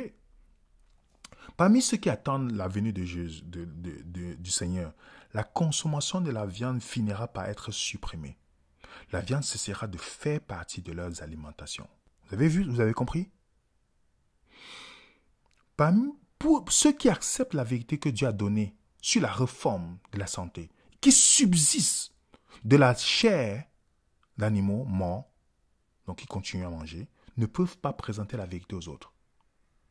Alors je dis à mes amis là, si vous mangez la viande, vous ne pouvez pas présenter. Là, c'est ce qu'Ellen White dit.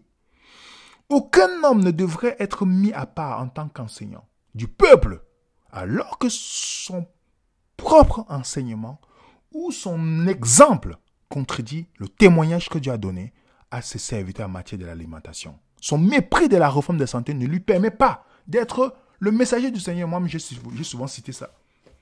Vous vous rendez compte?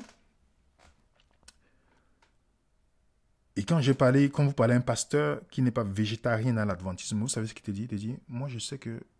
je ne savais même pas que beaucoup de pasteurs savaient que Ellen White, beaucoup de pasteurs, je luttais même, demandais à Samuel en disant, mais pourquoi vous ne croyez pas? Il te dit, mais j'avais une longueur d'avance sur toi, William. Ellen White n'a pas une autorité. Elle a pris ça chez d'autres personnes. Et je me disais que c'était... J'ai trouvé ça offensant. Mais ils avaient raison, c'est pourquoi ils ne prenaient pas au sérieux en fait.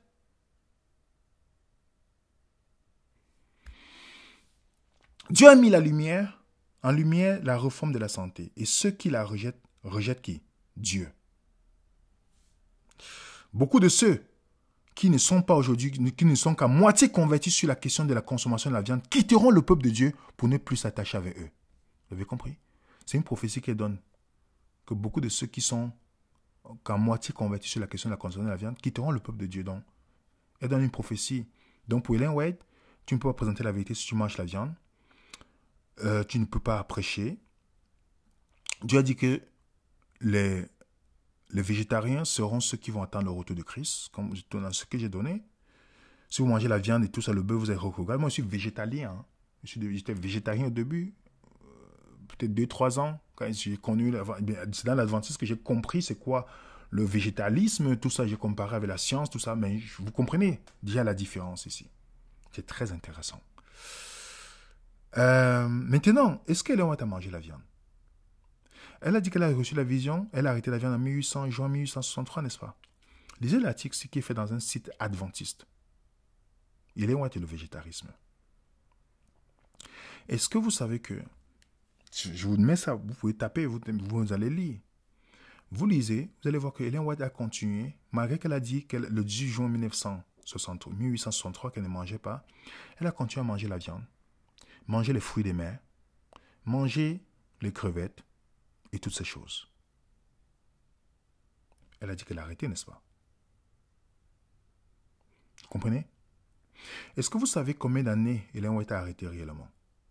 À quel moment elle a arrêté? Elle est devenue vraiment végétarienne.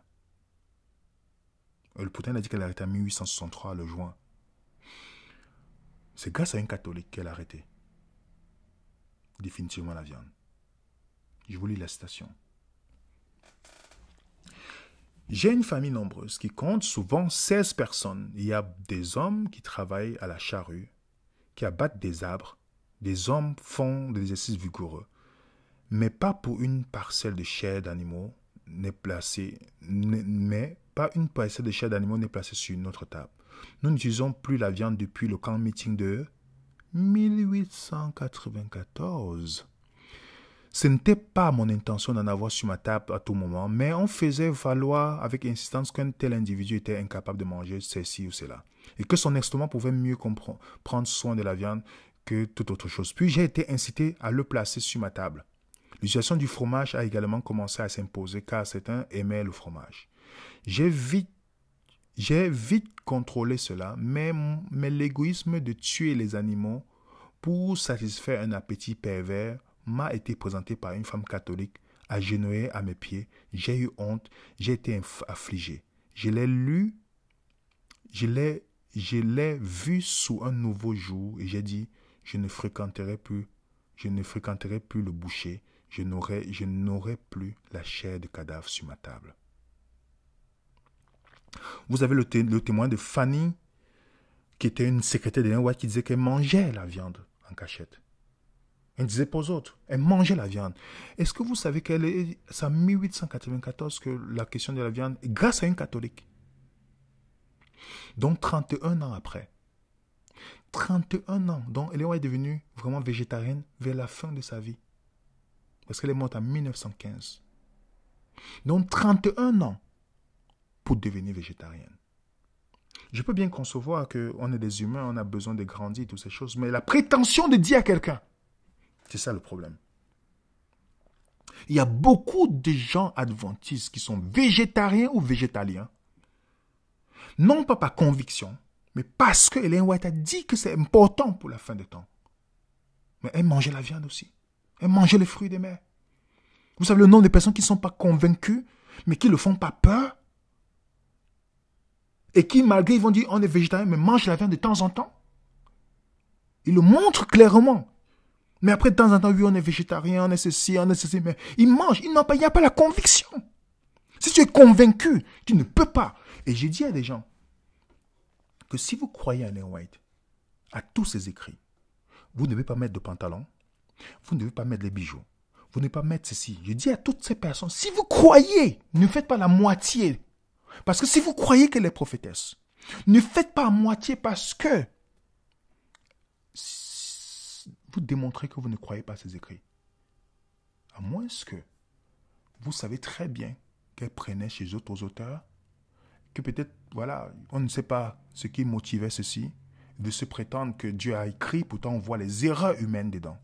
Il faut se poser la question. Qu'est-ce qu'elle a dit et qu'est-ce qu'elle a fait? Voilà, elle me dit dans Select Message, elle dit, je ne prêche pas une chose et n'en pratique pas une autre. Je ne présente pas à mes auditeurs les règles de vie à suivre alors que je fais une exception dans mes propres cas. Mais est-ce qu'elle a fait ça? Oui. Oui, elle a fait exception pour elle.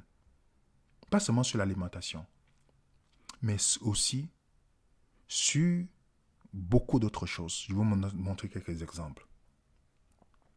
La raison pour laquelle Dieu dit de ne pas manger les animaux impurs et tout ça, ce n'est pas pour le salut. C'est pour ta santé en fait. C'est la santé en fait. C'est pas pour ton salut.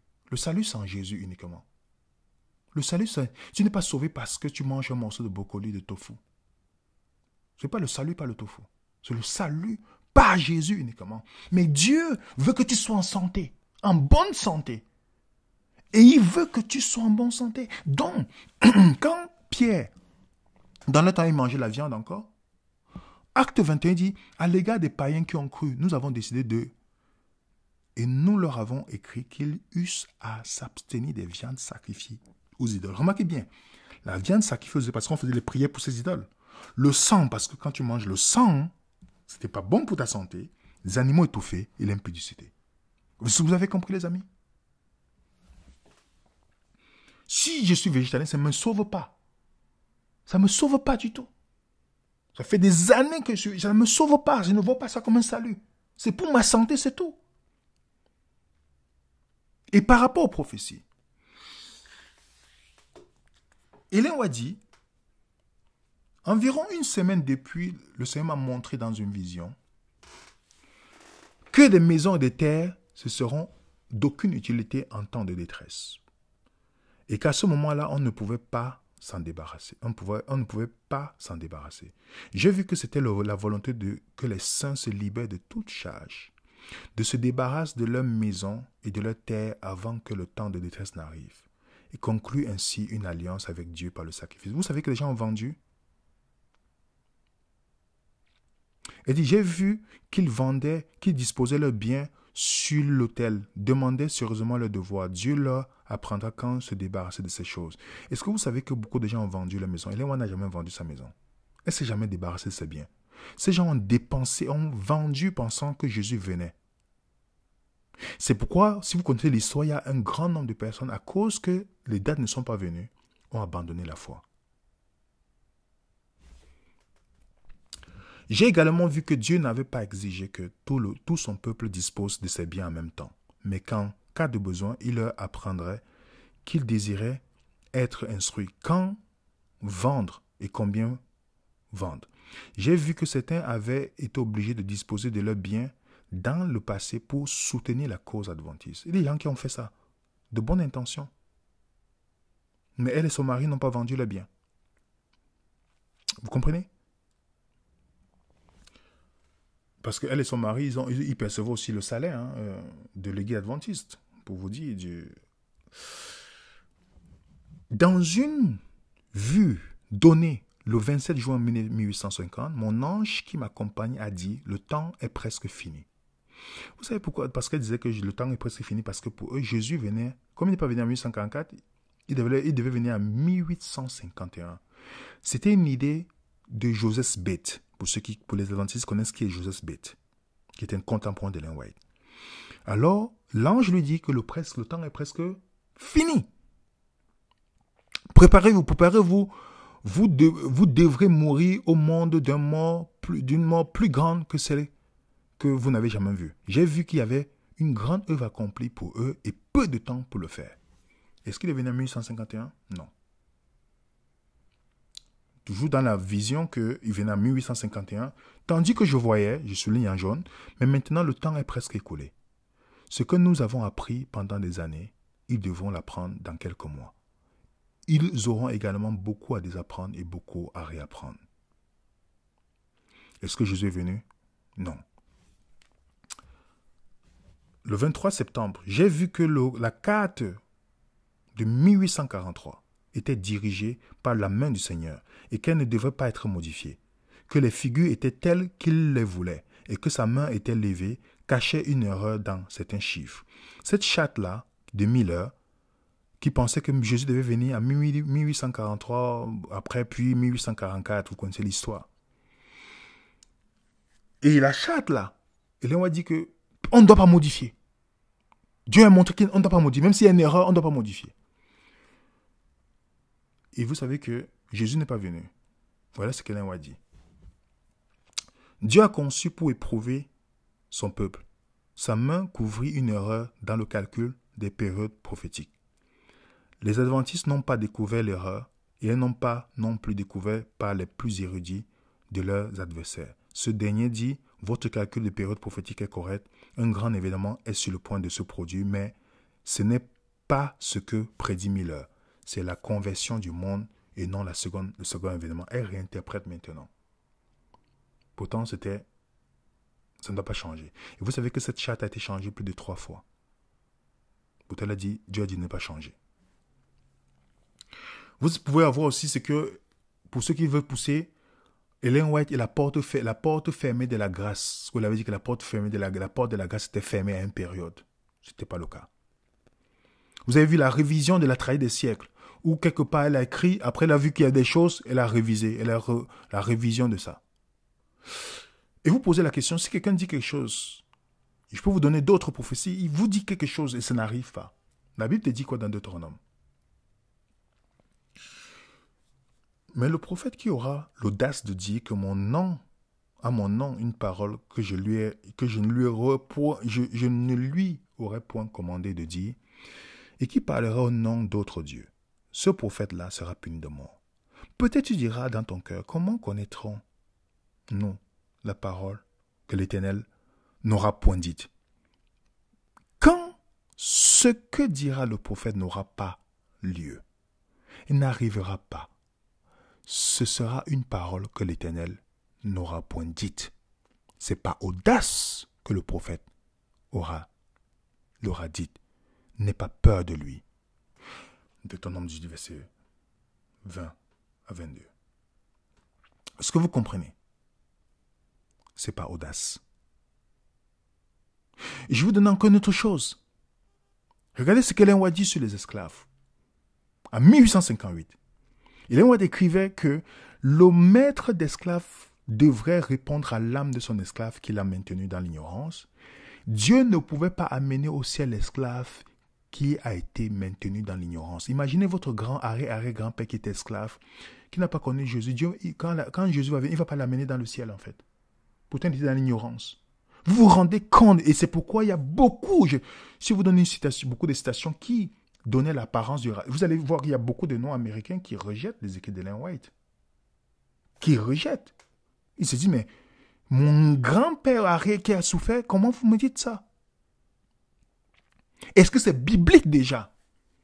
Pourtant, on dit que Dieu tient compte du temps d'ignorance de tout un chacun. Même Ellen White dit, tout ce qui contredit la Bible de Dieu, qui contredit la parole de Dieu, nous pouvons être sûrs que ça vient de Satan. Donc la question qu'on doit se poser, les amis, est-ce que Ellen White est un frein pour l'adventisme? Oui. Beaucoup sont calés sur certains enseignements, pas parce que bibliquement c'est prouvé, mais par les écrits d'Ellen White. Le mouvement adventiste avait une bonne intention de but, mais elle a empêché les gens de progresser. Parce que, figurez-vous, beaucoup de gens qui sont appuyés sur la doctrine d'Ellen White aujourd'hui, qui ne peuvent même pas bouger d'un iota, qui ferment les yeux, même si vous le montrez, qui ferment les yeux. Vous avez la confession de Fanny Bolton, qui était secrétaire d'Ellen White, qui dit, qui se confesse en disant qu'elle a trompé des personnes parce que elle l'aidait Ellen White à copier dans ses écrits-là. Vous comprenez? Donc, la question qu'on doit se poser, est-ce que le témoignage contredit les Écritures? Elle le dit. Vous rejetez, n'est-ce pas? Est-ce qu'elle a dit à son fils de ne dire à personne quand elle prenait? Oui, elle a dit à son fils. Vous comprenez? Est-ce que les gens, dans son temps, ont commencé à poser des questions sur son inspiration ou pas? Est-ce que l'investigation montre qu'elle copiait chez les autres auteurs en mettant que Dieu lui a montré? Oui. Le message de la santé, ça vient de qui? Le livre de Jésus-Christ, le livre de l'éducation, patriarche et prophète, tous les auteurs, elle a cité. Vous pouvez lire, je vous conseille d'aller faire la vérification sur le livre White Lie. Ce livre. Le monsieur a fait la copie de tout, parallèle entre ce que les White a pris, là où l'auteur elle a pris. Il a mis tout dans le livre. C'est disponible, c'est en anglais. Mais rien qu'en anglais, vous allez voir la différence, comment il met. Vous allez voir chez ces adventistes que eux-mêmes, ils étaient choqués. Ils ont dit, bon, on va faire un site pour montrer. Parce qu'en faisant leur propre investigation, ils ont vu. Ils ont comparé. Ils ont comparé chaque texte en comparant chaque chose. Voilà ce que Ellen White a dit. Voilà ce que l'auteur a pris. Elle a pris, comme son fils a dit, a reconnu que sa mère lui a dit de ne dire à personne. Donc, si vous me dites que Ellen White est inspirée, elle est inspirée comment? Elle a pris ça chez qui? Si vous me dites que c'est un auteur comme les autres qui prennent chez les autres, je vais dire, ok. Mais tu ne peux pas dire que ça vient de Dieu. Quand on sait que tu as copié chez les gens dont c'est une erreur. Les gens enseignent des erreurs, comme le gars qui dit que Jésus-Christ est devenu égal à Dieu. Tu as copié sans te rendre compte parce que tu ne connaissais pas. Donc, mon point ici, je ne suis pas contre Léon White. Je vous dis, pour moi, c'est un auteur comme tous les autres. Parce que tu ne peux pas dire que ça vient de Dieu.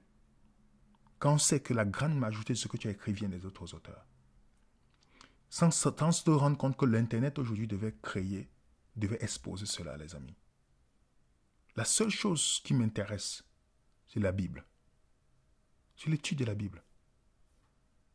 Et c'est pourquoi quand j'ai commencé, dans mon expérience, j'ai commencé à me poser la question sur la vie en disant, si c'est trompé là, si c'est trompé sur ces points-là, ça veut dire qu'il y a des choses. J'ai commencé à faire mes propres investigations.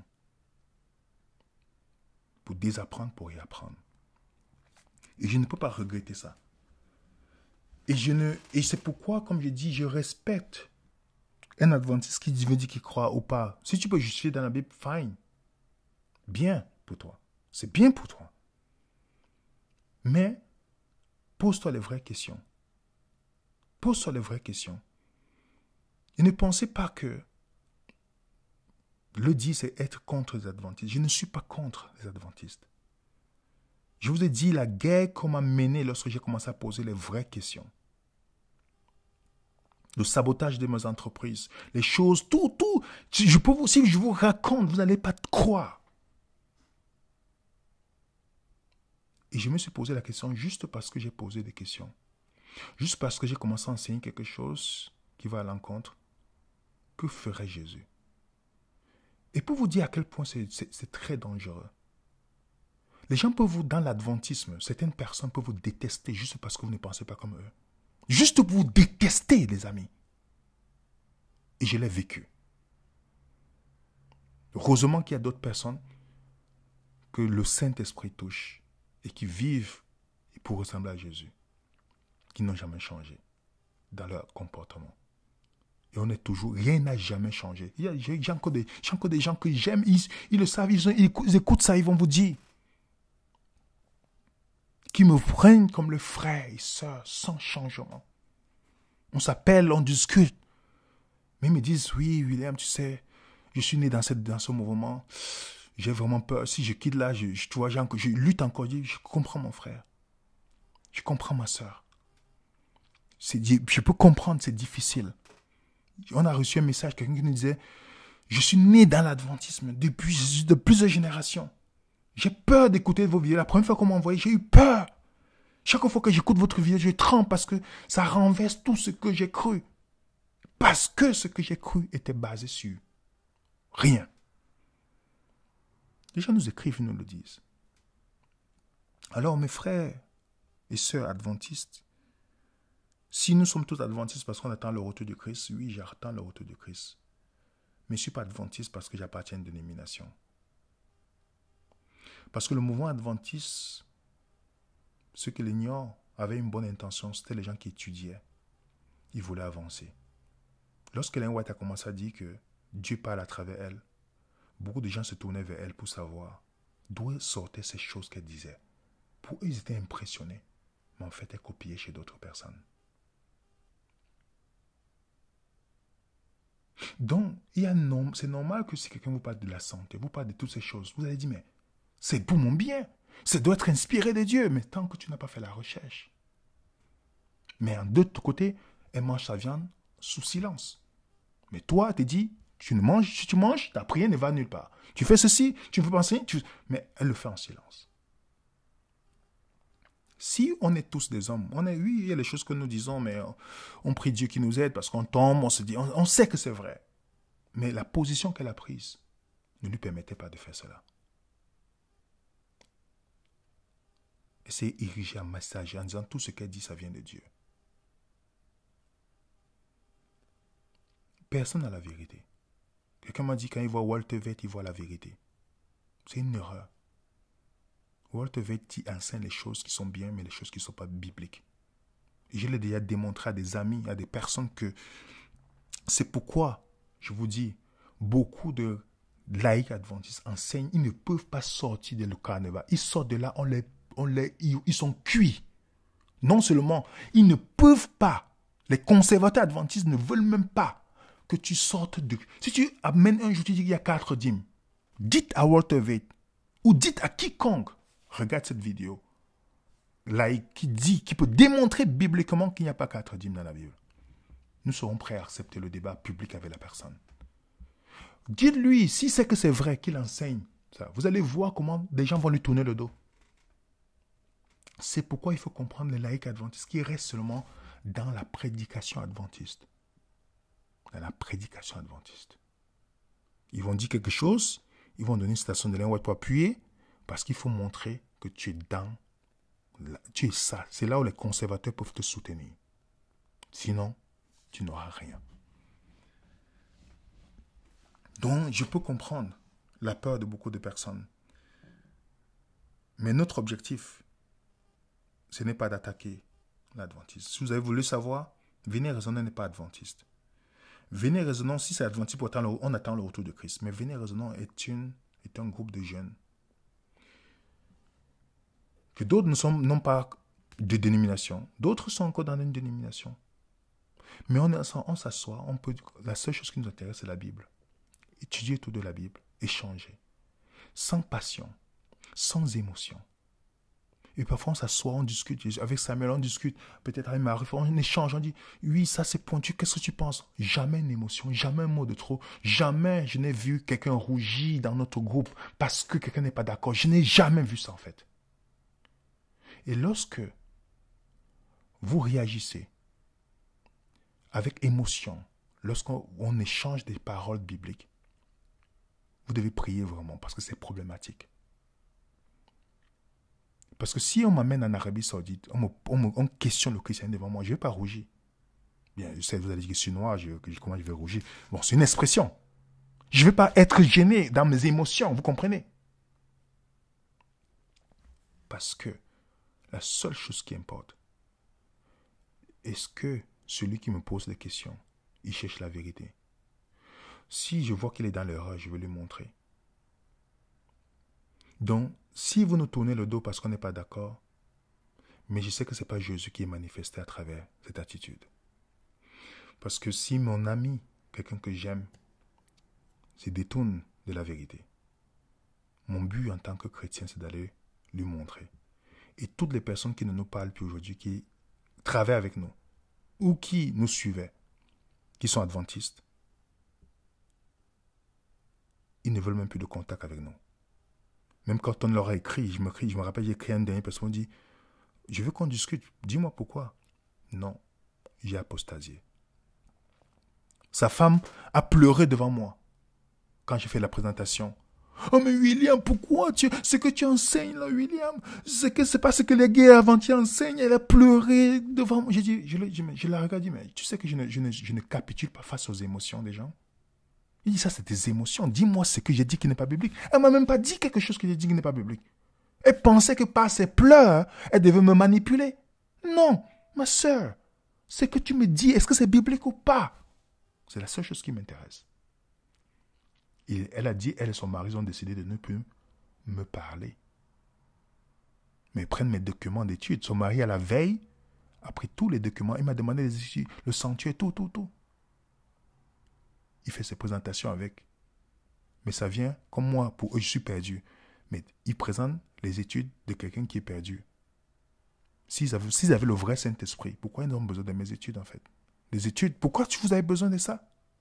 C'est ça la bonne question. Mais si vous avez Jésus, vous savez que votre frère est en train d'être déséloigné. Vous devez venir lui montrer la vérité. C'est ça. En ceci, vous reconnaîtrez mes disciples. Si vous avez l'amour des uns des autres, l'amour inconditionnel.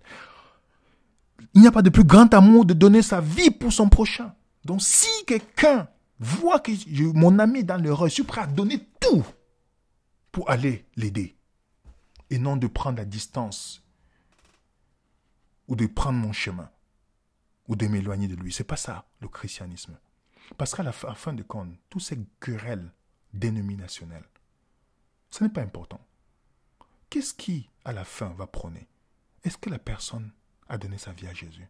Est-ce qu'elle aime Jésus? Est-ce qu'elle veut servir Jésus? Est-ce qu'elle veut glorifier Jésus?